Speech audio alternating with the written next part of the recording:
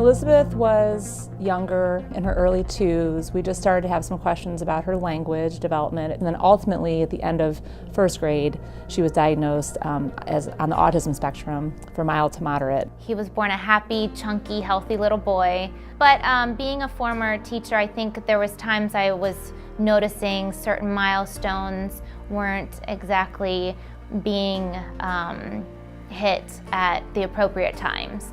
She had been not developing in her speech and language the way a child should. You're juggling all this in your head and you're wondering, what's in store for our kid. He's a fun-loving 7-year-old boy. He actually has a twin brother as well.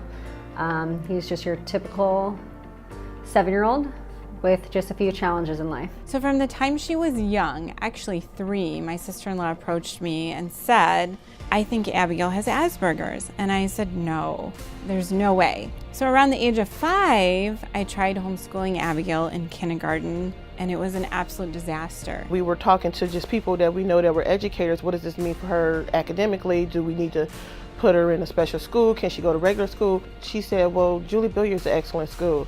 So I called. And the moment I walked in, I knew it.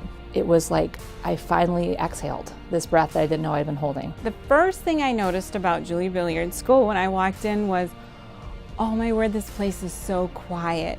Every kid is different, but for Miles, he excels best in a small group setting. So the low ratio was great.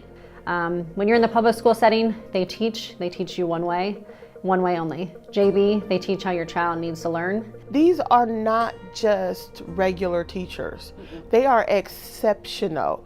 They are all in for these kids. You can't describe what it feels like to drop them off at a school every day and know when they walk in that door, everyone in there believes in them, and they'll believe in her all day and then beyond. And it's so special to me. I just immediately felt like this was a place where I would love to have my child be. That's what really hit home, is having your child go to a school where they were accepted, wanted, and they weren't alone. Sometimes it feels like when you're dealing with these diagnoses with your children, or you're dealing with a really significant disability or delay, it's all the things your kids can't do. But at JB, it's a whole paradigm shift. Here's what we believe Elizabeth can do. Here's what we know Elizabeth can do. Here's what Elizabeth will do. About 6 months into her first year, she said to me, Mom, you know what I love about my new school is they make me feel loved. At other schools, she would be Elizabeth, but she wouldn't be the best version of Elizabeth.